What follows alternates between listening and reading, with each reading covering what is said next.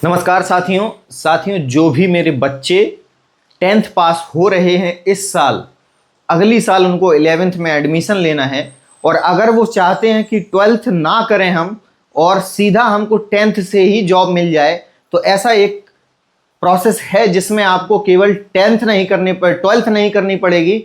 आपको दूसरी जो है सर्टिफिकेट कर लीजिए, उससे आपको रेलवे, डीआरडीओ, इसरो, यहां पर मैं क्या लिखा हूं, इलेक्ट्रिसिटी बोर्ड, जैसे यूपी में यूपीपीसीएल, राजस्थान में आरआरबीपीसीएल, तो बहुत सारे हर एक स्टेट का इलेक्ट्रिसिटी बोर्ड होता है, उसमें भी उसकी वैकेंसीज बहुत आती हैं। तो अगर आपने इस साल 10th पास किया है, इस बार अपने अगर 10th पास किया है, तो फिर नेक्स्ट ईयर आप जो है वो नेक्स्ट ईयर जो है वो आईटीआई कीजिए।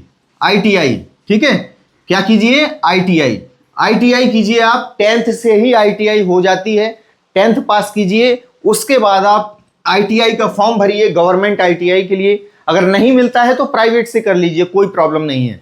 लेकिन अब कोई आपको ये बताएगा नहीं कि किस ट्रेड से करना है, लेकिन मैं आपको बता रहा हूं कि कौन सी ट्रेड सबसे बेस्ट होती है, जिसकी सबसे ज्यादा सीटें आती हैं और आपको 1 या 2 साल के अंदर आपको एक गवर्नमेंट जॉब मिलती है, वो भी 40,000 रुपया महीना वाली।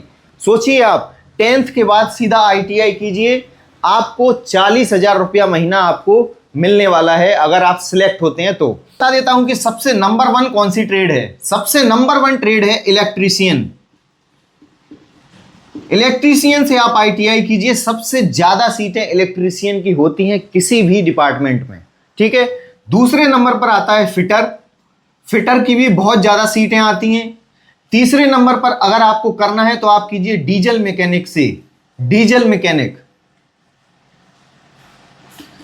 मैकेनिक। चौथे नंबर पर आता है आप आरएसी या फिर आप कीजिए इलेक्ट्रॉनिक्स,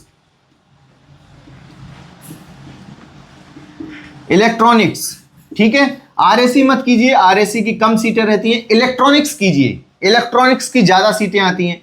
और 5वें नंबर पर आता है कोपा का मतलब है कंप्यूटर साइंस से आईटीआई, ठीक है।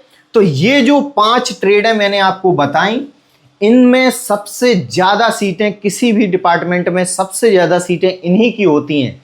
उल्टी सीधी ट्रेड से आप आईटीआई करेंगे तो लक बाई चांस होता है कि आपकी नौकरी लग जाए गवर्नमेंट, अदरवाइज नहीं लग सकती, क्योंकि बहुत सारे लोग बहुत उल्टी सीधी ट्रेड से टूल एंड डाई से कर लेते हैं। तो ये सब सीटें नहीं आती हैं।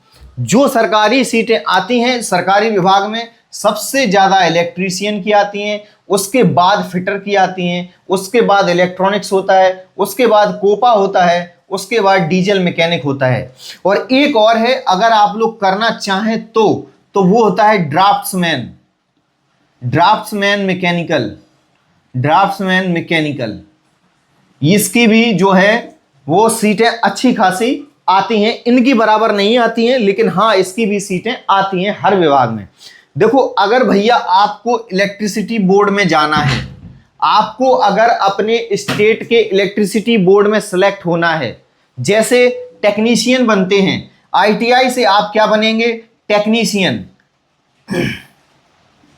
आप आईटीआई से बनेंगे टेक्नीशियन। और अगर आप यूपी में टेक्नीशियन बनना चाहते हैं, Uttar Pradesh power corporation limited में, तो आपको जो है वो आईटीआई चाहिए, किससे, इलेक्ट्रीशियन से। सबसे ज्यादा सीटें इलेक्ट्रीशियन की होती हैं और वहां पर आपको डायरेक्ट ग्रेड मिलता है TG2, टेक्नीशियन ग्रेड 2। सोचिए आप, होता है लेवल 4, ठीक है। तो आप डायरेक्ट लेवल 4 में सेलेक्ट होते हैं केवल यूपीपीसीएल में,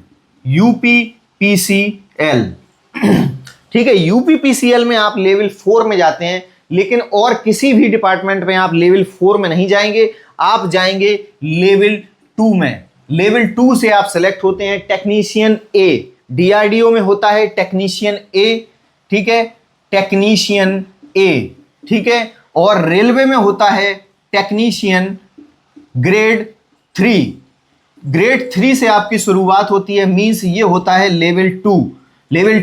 ग्रेड टेक्नीशियन ग्रेड 3 लेवल 2 का होता है रेलवे में, और फिर आप बनते हैं, प्रमोशन होके लेवल 4 में जाते हैं और बनते हैं TG2, TG2 बनते हैं और फिर आपका प्रमोशन होता है, आप लेवल 5 में पहुंचते हैं और आप बनते हैं TG1 टेक्नीशियन ग्रेड 1। तो इस प्रकार से अगर आपको रेलवे में सिलेक्ट होना है तो सबसे ज़्यादा इम्पॉर्टेंट हो जाता है कि आपके पास अगर ITI है तो 90% चांस हैं आपके कि आप रेलवे में सिलेक्ट हो सकते हैं, क्योंकि रेलवे में सबसे कम कंपटीशन किसी भी अगर जॉब का है तो वो ओनली टेक्नीशियन का है। सबसे कम कंपटीशन टेक्नीशियन में होता है, क्योंकि केवल वहां ITI वाले बच्चे ही फॉर्म भर सकते हैं, वहां डिप्लोमा वाले भी नहीं भर सकते, वहां बीटेक वाले भी नहीं भर सकते, केवल वही बच्चे फॉर्म भर सकते हैं जिनके पास ITI हो। तो फिर आपके चांस जो हैं वो 70% से भी ज़्यादा हो जाते हैं कि आपका सिलेक्शन जो है वो हो सकता है 100 में से 60 मार्क्स पर ही हो जाए।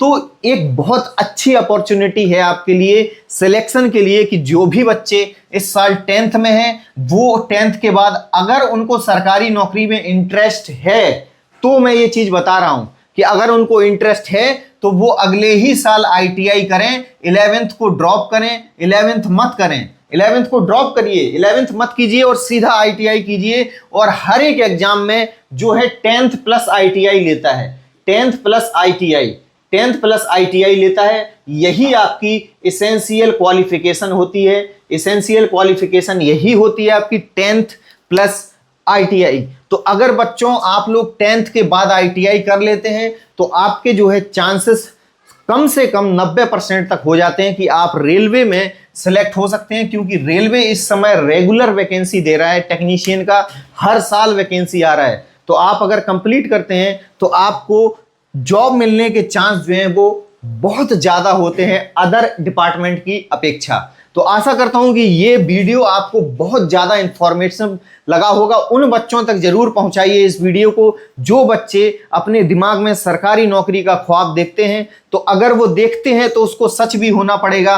10th के बाद ITI कर लीजिए, 2 साल के अंदर आपकी नौकरी पक्की। जैसे ही सीटें आती हैं, जैसे ही वैकेंसी आती है, फॉर्म भरिए और मेरे चैनल पर सर आप जुड़े रहिए। मैं बहुत जल्द क्लासेस भी स्टार्ट कर रहा हूं सब चीज़ की, क्योंकि मैं अकेला ही हूं चैनल पर, तो हर एक चीज़ की इन्फॉर्मेशन मुझे बनानी पड़ती है, इसलिए थोड़ा सा जो है क्लासेस में कभी डिले हो जाता है, नहीं ले पाता हूं। लेकिन इन्फॉर्मेशन वाली जो वीडियोस हैं वो ज़रूरी होती हैं, इसीलिए मैं बनाता हूं।